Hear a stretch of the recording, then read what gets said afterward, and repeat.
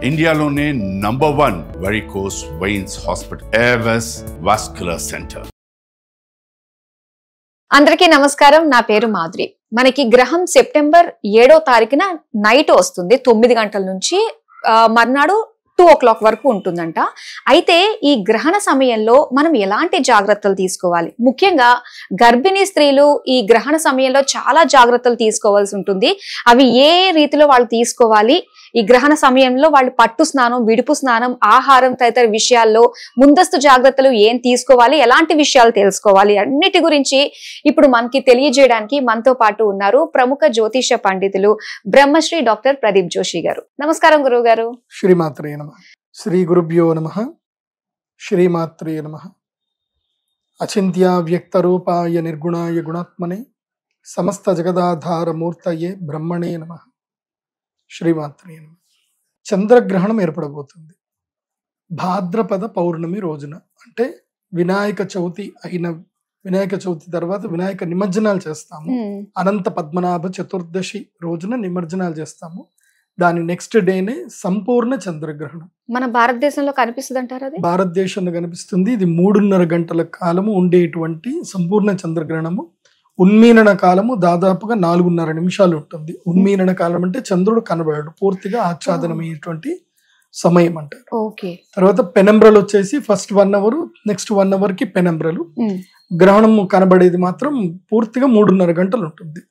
ఇది సెప్టెంబర్ 7వ తారీఖు రాత్రి 9 గంటల నుంచి ప్రారంభమయ్యి 2 గంటల వరకు, తెల్లవారుజామున 2 గంటల వరకు ఆల్మోస్ట్ ఇదంతా గ్రహణం డ్యూరేషన్ టైం. సో ఈ గ్రహణము చాలా పెద్ద గ్రహణం ఇది. అంటే ఈ ఇయర్ లో వచ్చేటువంటి అతిపెద్ద చంద్రగ్రహణం ఇది. దీని తర్వాత కూడా సూర్యగ్రహణం కూడా వస్తుంది, కానీ మన భారతదేశంలో కనబడదు. అది అంటార్కిటికా ఉత్తర ధ్రువంలో కనిపిస్తుంది. ఉత్తర ధ్రువంలో ఇంకా పెద్దగా ఏ రాష్ట్రాల్లో ఏ దేశాల్లో కూడా ఇంకా కనబడదు. ఉత్తర ధ్రువంలోనే కనిపిస్తుంది కాబట్టి అది ఎవ్వరికి పెద్దగా ఎఫెక్ట్ ఏం లేదు. అది నేచర్ కి ఎఫెక్ట్ ఉంది. సో ఈసారి చంద్రగ్రహణం, సూర్యగ్రహణం ఈ రెండు కూడా భాద్రపద మాసంలో వస్తున్నాయి కాబట్టి, అది కూడా పితృపక్షంలోనే వస్తున్నాయి. పితృపక్షంలో వస్తుంది కాబట్టి ఈసారి ఏంటంటే గనక ఈ 2 గ్రహణాల వల్ల లాభము నష్టం 2 ఉన్నాయి. లాభం ఏమిటంటే నీళ్లు ఎక్కువగా వస్తాయి, వర్షాలు చాలా విరివిగా పడతాయి. ఇది లాభమే. కానీ మన నీళ్ళని సరిగా మనం ఒడిసి పట్టుకోలేకపోతే మాత్రం అదే నష్టం.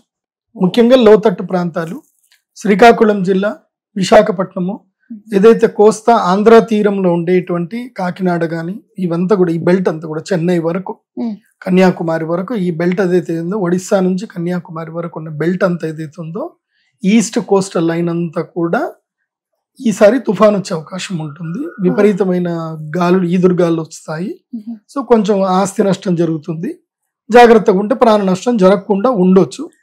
అందుకే నేను ఇప్పుడే చెప్తున్నాను, ఆల్రెడీ తెలుగు రాష్ట్రాల ముఖ్యమంత్రులు ఇద్దరు కూడా అప్రమత్తం అయ్యారు. సో కానీ నేను చెప్పేది ఏంటంటే, ప్రజలందరూ కూడా చెప్పేది ఏంటంటే, బ్యాకప్ ప్లాన్ చేసి పెట్టుకోండి. ఫుడ్ అది బ్యాకప్ ప్లాన్ చేసి పెట్టుకోండి. ఎందుకోసం అంటే ఈ సెప్టెంబరు, అక్టోబర్ ఈ 2 నెలలు చాలా ఒకే రకమైనటువంటి, ఎప్పుడు ఎలా జరుగుతుందో తెలియదు. సో విపత్తులు అయితే వచ్చే వస్తుంది, జల విపత్తులు అయితే వచ్చే అవకాశం ఉంది. కానీ ఇది కొంచెం మంచిదే. ఎందుకోసం అంటే కుంటలు, వాగులు, వంకలు అన్ని నిండుతాయి. సో ఓవర్ఫ్లో అయిన దానికి మనకి ఇబ్బంది కలిగే అవకాశం ఉంటుంది. కాబట్టి ప్రజలు ఏంటంటే గనక మీ బ్యాకప్ ప్లాన్ ఏంటంటే అటుకులు, మెయిన్ గా మనకి ఫుడ్ అనేది ఒకటి తీసి పెట్టుకుంటే మంచిది. సో అటుకులు, తర్వాత ఏమైనా పొళ్ళు, ఆవకాయలు ఏమైనా ఉంటే రెడీ చేసి పెట్టుకోండి. ఒకవేళ వర్షం పడ్డా 3-4 రోజులకి మీకు సెట్ అయిపోతుంది. పెద్ద కష్టమేం లేదులేండి. ఇప్పుడు బొడమేరు పొంగింది విజయవాడలో, 3 రోజులు అందరు కష్టపడ్డారు. 3-4 రోజులు స్తబ్దత కలిగింది. తర్వాత అంతా నార్మల్ అయిపోయింది మళ్ళీ లైఫ్. సో ఒక 4-5 రోజులకు సరిపడా ఆహార పదార్థాలు అయితే రెడీ చేసి పెట్టుకోండి. ఏ విపత్తు వచ్చినా సరే స్టేబుల్ గా ఉండేటట్టు చూసుకోండి. రెండవది ఏంటంటే, రోగపీడలు బాగా పెరుగుతాయి.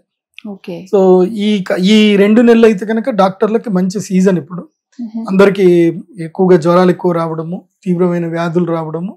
సో ఇదైతే కొంచెం ఉంటుంది. ముఖ్యంగా వాటర్ త్రూ, ఆహారం త్రూ ఏదైతే ఇన్ఫెక్షన్స్ రావడం అయితే ఇవి ఎక్కువగా ఉంటాయి. ఇవి 2 కాకుండా టోటల్ యూనివర్సల్ గనక చూస్తే గనక కొంచెం ఈ ప్రపంచవ్యాప్తంగా విపత్తులు, కొట్లాడుకోవడం, యుద్ధాలు జరగడం కానీ, తర్వాత దేశాలకు సంబంధించిన కరెన్సీ వాల్యూస్ విషయంలో కానివ్వండి, సో యుద్ధాలు బాగా జరిగేటువంటి అవకాశం ఉంటుంది. మెయిన్ గా కరెన్సీ అనేటువంటిది యుద్ధానికి దారి తీస్తుంది. దానికి ఇప్పుడు బీజం పడుతుంది. ఓకే. నేను ఆల్రెడీ లాస్ట్ టైం మన సుమన్ టీవీలోనే చెప్పినప్పుడు, ఐ థింక్ గీతాంజలి తోటి ఇంటర్వ్యూ చేసినప్పుడు చెప్పాను నేను, మీరు ఎక్స్పెక్ట్ చేయనిది ప్రపంచంలో జరుగుతుంది. చైనాకి ఇండియాకి పడదు అని అందరూ అనుకుంటారు, కానీ చైనా, ఇండియా, రష్యా 3 కలిసి, సో బ్రెజిల్, తర్వాత సౌత్ ఆఫ్రికా, ఇవన్నీ కూడా కలిసి ఒక కరెన్సీ క్రియేట్ చేస్తారు అని చెప్పి నేను దాదాపుగా మన ఉగాది పంచాంగ శ్రవణం ఇప్పుడే చెప్పాను. సో ఇప్పుడు అది ఇప్పుడు దానికి ఇంప్లిమెంటేషన్ అనేది స్టార్ట్ అవుతుంది. సో బ్రిక్స్ కాయిన్ గనక వస్తే, బ్రిక్స్ అనేటువంటి కరెన్సీ గనక వస్తే గనక, సో మొత్తం ప్రపంచవ్యాప్తంగా బంగారం ధరలు పడిపోవడము, ప్రపంచవ్యాప్త ట్రేడింగ్ అంతా మారిపోతుంది. వచ్చే అవకాశాలు గ్యారంటీ ఉంటాయి. ఎందుకోసం అంటే ప్రపంచంలో సగానికి సగం జనాభా ఎవరున్నారు? మనమే కదా, ఇండియా చైనానే కదా, సగం జనాభా ఉన్న ఇండియా చైనానే. 130-50 కోట్లు మనం అయితే, వాళ్ళు 140 కోట్లు వాళ్ళు, అంటే దాదాపు 3 కోట్ల జనాభా మనమే ఉన్నాం. సో అంటే ఆల్మోస్ట్ 60 to 70% ఇండియా చైనానే ఉంది. మరి మేమే కష్టపడుతున్నాం, మేమే తయారు చేస్తున్నాం. మీరెవరో బంగారం పెట్టుకొని మీరు పెత్తనం చేస్తా అంటే ఎట్లాగా? మీ కరెన్సీ మీరు వాల్యూ పెంచుకొని మా మీద పెత్తనం చెలాయిస్తే ఎట్లాగా? కాబట్టి ఈ 2 దేశాలు కలిస్తే మాత్రం ప్రపంచాన్ని శాసించడం ఉంటుంది. సో ఇవి కలవగానే ఈ బ్రిక్స్ అనేది కాయిన్ ఏర్పడితే మాత్రం వరల్డ్ వార్ స్టార్ట్ అవుతుంది. అది కూడా వచ్చే అవకాశం. వరల్డ్ వార్ స్టార్ట్ అవుతుంది. వరల్డ్ వార్ స్టార్ట్ అవడానికి గల కారణము 3 కారణాలు. ఒకటి యుఎస్ డాలర్, రెండవది బ్రిక్స్, మూడవది క్రిప్టో కరెన్సీ. ఈ కరెన్సీ మూలకంగానే వరల్డ్ వార్ ఏర్పడుతుంది. సో ఆ వరల్డ్ వార్ కి ఇప్పుడు శ్రీకారం స్టార్ట్ అవుతుంది.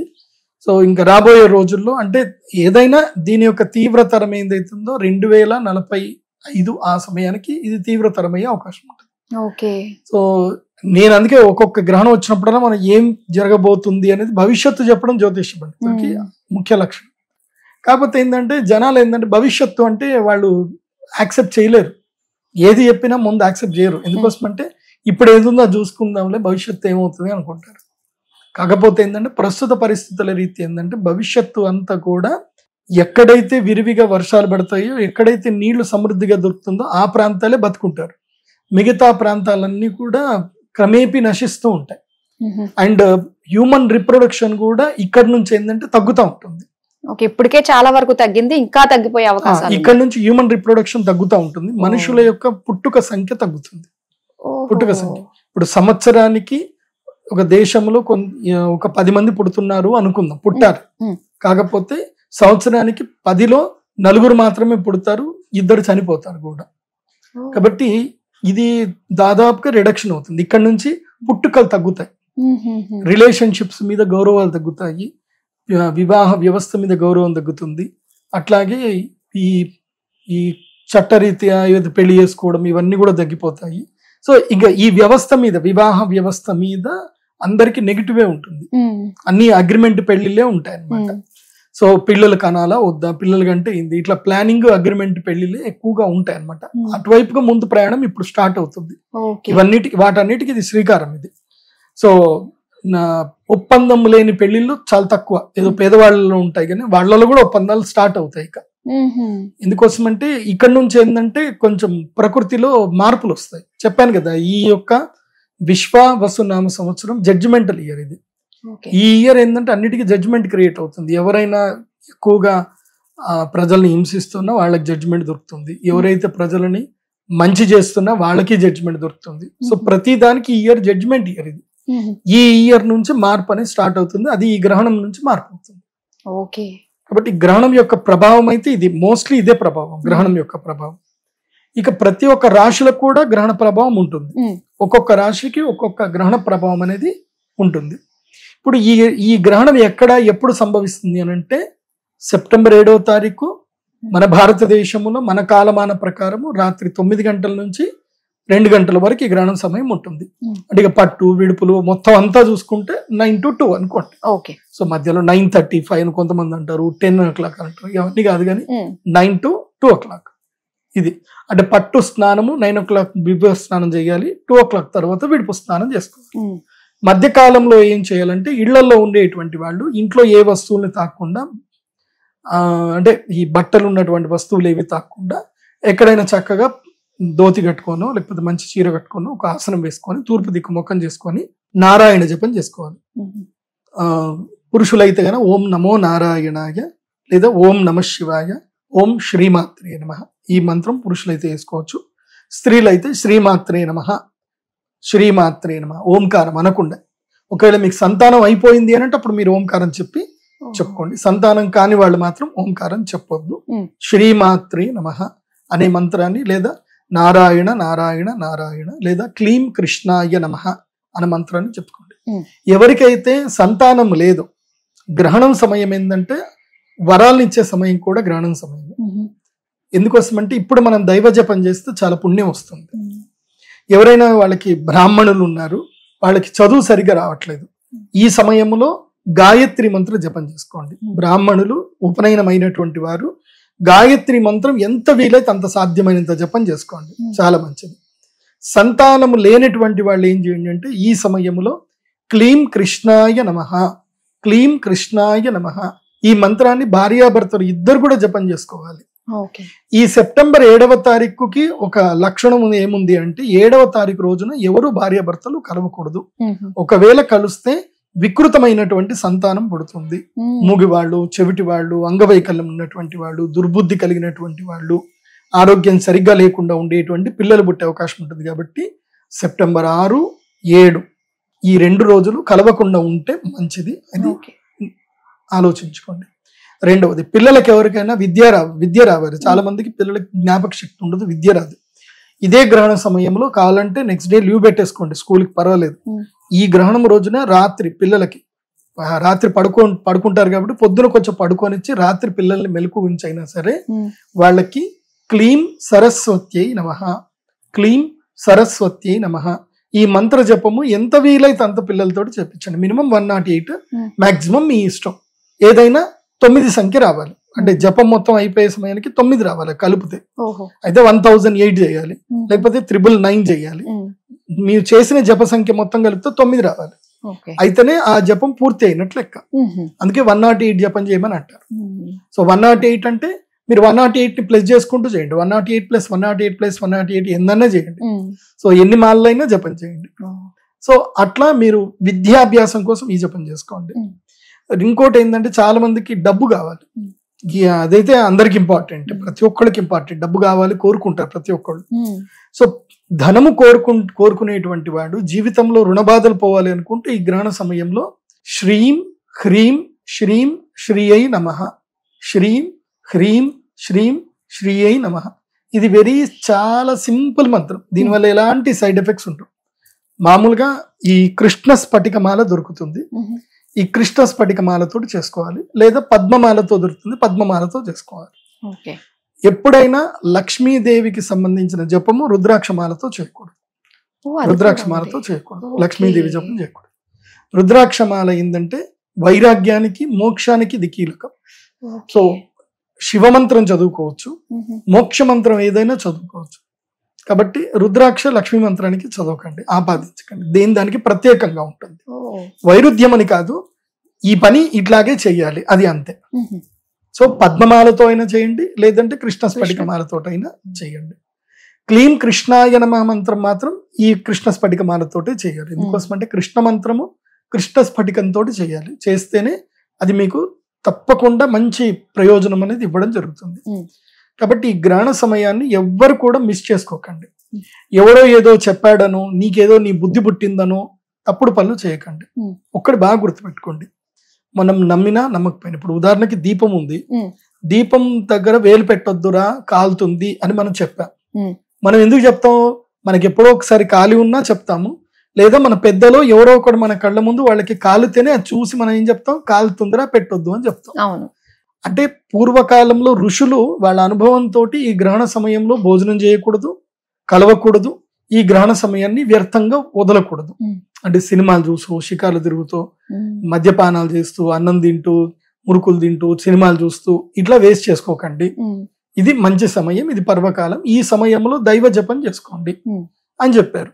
దైవ జపం చేస్తే నష్టం ఏముంది? ఏం నష్టం ఏం లేదు. చక్కగా ఇక్కడ నేను ₹1 ఖర్చు లేదు, నేను చెప్పిన దానికంతా ₹1 ఖర్చు లేదు.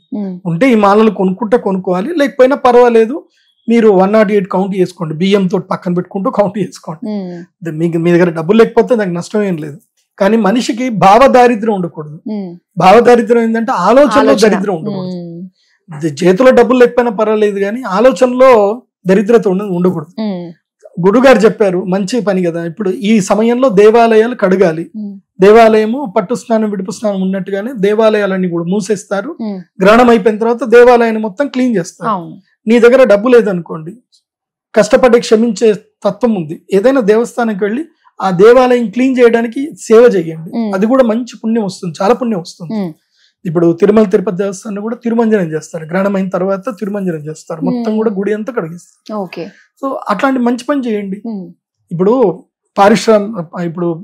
ఈ పారిశ్రామిక కార్మికులు ఉంటారు, వాళ్ళు రోడ్లు క్లీన్ చేస్తూ ఉంటారు. నేను పారిశ్రామిక కార్మికులకు చెప్పేది ఏంటంటే, మీరు ఈ ఒక్కరోజు ఆ రోడ్డు క్లీన్ ఏదైతే పని ఉంటుందో దానికి వీలైతే రాజీనామా చేసుకొని, లేదంటే ఈ ఒక్కరోజు ఆ రాత్రి రోజున ఏదైనా దేవాలయం వెళ్ళి క్లీన్ చేయండి. మీకు జీవితంలో మళ్ళొకసారి మీకు పారిశ్రామిక కార్మికులుగా మీరు మారే అవసరం మీకు రాదు. ఇంకా భగవంతుడు మిమ్మల్ని రోడ్ల మీద కార్లో పోయే శక్తిని మీకు ఇస్తాడు, రోడ్లు క్లీన్ చేసే అవసరం మీకు పడదు. అంటే అంత శక్తి వస్తుంది మనకి.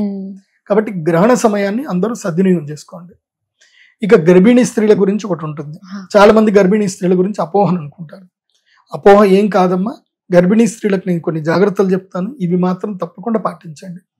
ఈ గ్రహణ సమయము సాయంత్రం 5 గంటల లోపలనే గర్భిణీ స్త్రీలు చక్కగా భోజనం చేసేయండి. 5 గంటల లోపలనే అంటే చంద్రోదయం అయ్యే కన్నా మునిపే మీరు భోజనం చేసేసేయాలి. చంద్రుడు దాదాపుగా 6 గంటలకే ఉదయిస్తాడు. సో చంద్రోదయం అవ్వకన్నా మునిపే భోజనాదులన్నీ సంపూర్ణం చేసుకోండి గర్భిణీ స్త్రీలు అయితే. అదే ఋత్వికులు బ్రాహ్మణులు అయితే ఉదయం 10 గంటల లోపలనే మీ భోజనాలు కంప్లీట్ చేసుకోవాలి. అంటే ఆరోగ్యం బాగా ఉండి మంత్రజపం చేసుకునే ఋత్వికులు బ్రాహ్మణులు అయితే ఉదయం 10 గంటలు మాక్సిమం 12 గంటల లోపలనే మీ భోజనం అని కంప్లీట్ చేసుకోవాలి. ఎందుకోసం అంటే గ్రహణ వేద ప్రారంభం అవుతుంది కాబట్టి. తర్వాత ఈ గర్భిణీ స్త్రీలు ఏంటంటే పండ్లు, అరటి పండ్లు కానీ, యాపిల్ పండ్లు కానీ, దానిమ్మలు కానీ, లేదంటే కమలా పళ్ళు కానీ, ఇవి మీరు పక్కన తీసి పెట్టుకోండి. మీకు ఏమన్నా అంత ఆకలి అనిపిస్తే, ఎక్కువగా ఆకలి అనిపించి ఏదైనా నీరసంగా అనిపిస్తే మాత్రం పండ్లు అయితే తినవచ్చు. పండ్లకి దోషం లేదు. పండ్లు గర్భిణీ స్త్రీలకు వరకు మాత్రం దోషం లేదు. పాలు తాగకూడదు, పెరుగన్నం తినకూడదు. ఈ ముందు రోజు తినకూడదు, ఆ రోజు తినకూడదు, తర్వాత రోజు తినకూడదు. ఈ 3 రోజులు పాలు పెరుగు నిషేధం, తినకూడదు. ఎందుకోసం అంటే దాంట్లో మాలిక్యూల్స్ ఇవైతే వైరస్ ఏదైతే ఉందో చాలా ఎఫెక్టివ్ గా పనిచేస్తుంది కాబట్టి పాల పదార్థాలు తినకూడదని నియమం ఉంది. అదొకటి చూసుకోండి. రెండవది 6 గంటల లోపలనే మీ ఇంటి లోపల ఏదైనా గదిలో చక్కగా డోర్లు అవి వేసుకొని పడుకోండి. కానీ ఈ అతినీల లోహిత కిరణాలు ఏవైతే ఉన్నాయో, సౌండ్ వేవ్స్ కానీ, ఈ లైట్ వేవ్స్ కానీ, ఈ డోర్స్ ఇవన్నీ కూడా దానికి ఆటంకం కావు. అవి ఎక్కడికైనా ప్రసరిస్తాయి. కాబట్టి ఆ అతినీల లోహిత కిరణాలు, ఆ బ్యాడ్ రేసెస్ ఏవైతే మీ శరీరం వరకు రావద్దు, మీ గర్భస్థ పిండం మీద ఎఫెక్ట్ పడొద్దు అని అంటే మీరేం చేయాలంటే ఒక పువ్వొత్తి తయారు చేసుకోవాలి. సో పువ్వొత్తి అంటే ఏం లేదు, చిన్న ఒక కర్చీప్ తీసుకోండి, ఒక చిన్న కాటన్ క్లాత్ తీసుకోవాలి, చాలా చిన్నది, ఇంత ఉంటుంది. దానికి స్క్వేర్ లో ఒక చిన్నది తీసుకొని దాని లోపల ఏంటంటే బియ్యం వేసి దాన్ని ముడి చేసి పైనుంచి ఒక దారం కట్టేస్తే అది ఒక దీపం ఒత్తి లాగా తయారవుతుంది. సో ఆ దీపం ఒత్తిని తయారు చేసి ఒక కంచుడు ఉంటుంది, మట్టి కంచుడు ఉంటుంది, మట్టి కంచుడు మధ్యలో పెట్టండి. సో అది ఇలా నిల్చొని ఉండాలి. సో దాంట్లో నెయ్యి నింపండి, ఒక 1/4 కిలో నెయ్యి నింపుకుంటే సరిపోతుంది. మట్టి 250 గ్రామ్స్ సరిపోతుంది. అందులోపల ఆవు నెయ్యి నింపాలి. ఆవు నెయ్యి నింపి దీపం వెలిగించండి. 1 కిలో ఆవు నెయ్యి పెట్టుకోండి. ఈ రోజంతా కూడా 1 కిలో ఆవు నెయ్యి ఎంతో 600-700 పెడితే వచ్చేస్తుంది. కిలో ఆవు నెయ్యి పెట్టుకోండి. ఎక్కడైతే గర్భిణీ స్త్రీ ఉంటుందో ఆ రూమ్ లోనే ఒక 6 ఫీట్లు 8 ఫీట్ల దూరంలో ఎక్కడైనా చక్కని ప్రదేశంలో బట్టలు ఏమీ లేకుండా, అంటే ఫైర్ యాక్సిడెంట్ జరగకుండా అట్లా నీట్ గా మంచి ప్రదేశంలో చక్కగా పెట్టుకోండి, దీపం పెట్టేసుకోండి. ఎక్కడైతే ఆవు నెయ్యితో దీపం వెలుగుతుందో ఆ ప్రదేశము దాదాపుగా 12 ఫీట్లు నుంచి 18 ఫీట్ల వరకు ఈ యొక్క కిరణాలు రావు. మీరు ఆరా మిషన్ తో చెక్ చేసుకోవచ్చు. ఇంకా ఇదంతా ఆల్రెడీ సైంటిస్టులు, మా ఎస్వ్యాస యూనివర్సిటీ అనే యూనివర్సిటీలో సైంటిస్టులను పిలిపించి మరీ టెస్ట్ చేసి మరీ చూపించారు. ఆవు నెయ్యి దీపం పెట్టిన చోట వైరస్లు ఏవి అక్కడ రావు, చనిపోతాయని చెప్పి కూడా చూపించడం జరిగింది. కాబట్టి ఇది నిరూపితమైంది కాబట్టి ఇది చేసుకోండి. తర్వాత రాగి చెంబులో నీళ్లు పెట్టేసి ఉంచుకోండి. ఇత్తడి చెంబు కానీ రాగి చెంబులో కానీ నీళ్లు పెట్టుకోండి. అవే నీళ్లలో ఒక తులసి దళం వేసి పెట్టుకోండి. అవే నీళ్లు తాగండి. ఒక బిందెలో నీళ్లు తీసి పెట్టుకోండి. అంటే గ్రహణం సమయంలో నీరు కూడా కలుషితం అవుతుంది, దూషితం అవుతుంది. కాబట్టి మీరు ఏదైతే ఒక చిన్న రాగి బిందె కానీ స్టీల్ పెట్టుకోకూడదనే చెప్తున్నాను. ఎందుకు స్పెసిఫిక్ గా రాగి బిందె ఇత్తడి బిందె అని చెప్తున్నా అంటే స్టీల్ పనికిరాదు. స్టీల్ దోషం లేదు. అది ఎక్కువగా ఈ మ్యాగ్నెటిక్ ఫైర్స్ ని ఎక్కువగా లాగేస్తుంది అది. సో స్టీల్ ఏదైతే పాజిటివ్ క్రియేట్ చేస్తుంది, ఇది సారీ కాపర్ అయితే కనుక పాజిటివ్ క్రియేట్ చేస్తుంది, కాపర్ ఆర్ బ్రాస్. సో ఈ రెండిట్లోనూ ఏదైనా పాట్ లో చక్కగా వాటర్ నింపేసుకొని అందులోపల తులసి దళం బిల్వపత్రం వేసి పెట్టుకోవాలి. సో అవే నీళ్లు తాగుతూ మంచిది. దానివల్ల నీకు ఏ నష్టం జరగదు, గర్భిణీ స్త్రీలకైనా మామూలు వాళ్ళకైనా. గర్భిణీ స్త్రీలు అయితే ఇది మ్యాండేటరీ, ఇది పాటించండి. కొంతమందికి ఇప్పుడు గర్భిణీ బాత్రూమ్ వస్తుంది, 4 గంటలు 9 నుంచి 2 అంటే 5 గంటల టైం చెప్పాను. మరి 5 గంటల టైంలో బాత్రూమ్ రాకుండా ఉండదు అంటే కనీసం 5 సార్లు అయినా రావచ్చు. కాబట్టి బయట మా ఇంట్లో బాత్రూమ్ లేదండి, బయట బాత్రూమ్ ఉంది అని కొంతమంది కంప్లైంట్ చెప్తా ఉంటాం. మీకు కూడా ఏంటంటే ఈ యొక్క బ్లాంకెట్ ఏదైతే ఉందో గొంగడి బట్ట కప్పుకొని వెళ్ళొచ్చు. సో వెళ్ళి మీ బాత్రూమ్ అది మీ యొక్క ఏదైతే ఉందో న్యాచురల్ అడ్జస్ట్ కంప్లీట్ చేసుకొని మళ్ళీ ఇంట్లోకి రావాలి. కాకపోతే కాళ్ళు తప్పకుండా కడుక్కోవాలి. కాళ్ళు కడుక్కొని మళ్ళీ ఇంటి లోపలికి వస్తే సరిపోతుంది. కాళ్ళు కడుక్కొని కాళ్ళు తుడుచుకొని మళ్ళీ పడుకోవాలి.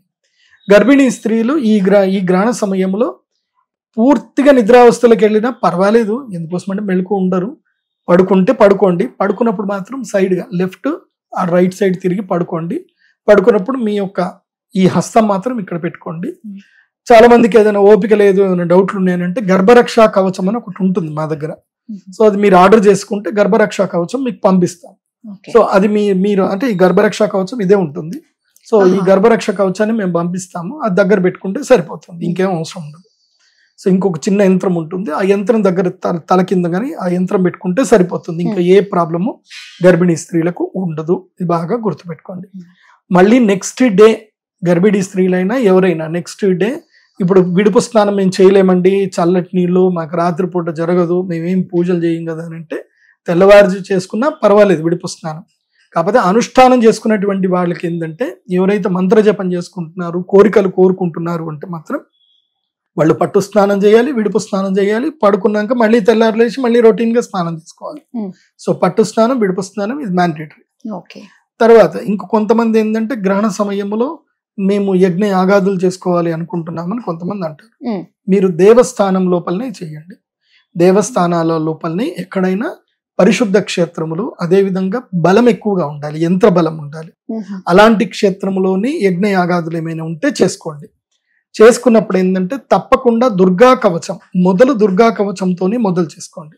ఎందుకోసం అంటే ఇప్పుడు నేను గ్రహణం అప్పుడు నేను పూజ చేపిస్తాను, కానీ నా కెపాసిటీ ఏంటంటే మాక్సిమం నేను 250 మందికి నేను షెల్టర్ ఇవ్వగలుగుతా, యాగం చేయించగలుగుతాను. నేను 100 మందికే పెట్టాను, కాకపోతే 100 బుకింగ్ అయిపోయాయి కాబట్టి ఇంకెక్కువ మంది అడిగితే సరే అవైలబుల్ చేద్దాం. కానీ తెలుగు రాష్ట్రాల్లో ఉండే అందరికీ నేను చేయాలంటే నేను చేయలేను. కాబట్టి ఎవరు ఎక్కడైనా సరే పండితులు ఎవరైనా చేస్తే మాత్రం పండితులు మాత్రం ఈ విషయాన్ని దయచేసి ఫాలో అవ్వండి. యజ్ఞము చేసే ముందు తప్పకుండా మీరు యజమానులు ఎవరైతే వస్తున్నారో సాధకులకు అందరికి కూడా వాళ్ళకి దుర్గా కవచం, ఇది దేవీ సప్తశతికి ముందు వచ్చేటువంటి కవచం అర్గళ కీలకం ఏదైతే ఉంటుందో, సో కవచం దుర్గా కవచంతో వాళ్ళందరికీ కూడా శరీరానికి కవచ సిద్ధి చేయించండి. అంటే ఈ గుఖ్యం రక్షతు భైరవి అని, భార్యాం రక్షతు భైరవి అని ఇలా కొన్ని శ్లోకాలు ఉంటాయి. ఆ శ్లోకాలలో నఖాం చూలేశ్వరి రక్షేత్, కుక్షౌ రక్షేత్ కులేశ్వరి అని ఇట్లా అమ్మవారి ఒక్కొక్క పేరు చెప్తారు. కుక్షౌ రక్షేత్ కులేశ్వరి అని అంటే కుక్షి అంటే కడుపు మీద చేయి పెట్టుకోండి, అమ్మవారు మీ యొక్క ఉదరమును సంరక్షిస్తుందని, మీ బాహులోనే అమ్మవారు సంరక్షిస్తుందని, మీ శిరస్సు సంరక్షిస్తుందని, ఇలా ప్రతి శరీర భాగాన్ని తాకాలి. ఆ విధంగా చండీ కవచంతో సంపుటి చేసి సంప్రోక్షణ చేయించి ఆ తర్వాత యాగం చేయించండి. ఎవ్వరికి ఏ అనర్థం జరగదు, బాగుంటుంది. ఎందుకోసం అంటే గ్రహణ సమయంలో దుష్ట శక్తి బలంగా ఉంటుంది కాబట్టి అమ్మవారి యొక్క కవచ సిద్ధి చేసుకోకుండా యాగాలు చేయకండి. ఇది అందరికీ నేను చెప్పేటువంటి ఒక సూచన. అది మీ ఇష్టం ఉంటే పాటించండి, అహంకారం అనుకుంటే పాటించకండి. ఓకే గురుగారు, చాలా మంచి విషయాలు తెలియజేసినందుకు ధన్యవాదాలు. శ్రీమాత్రే.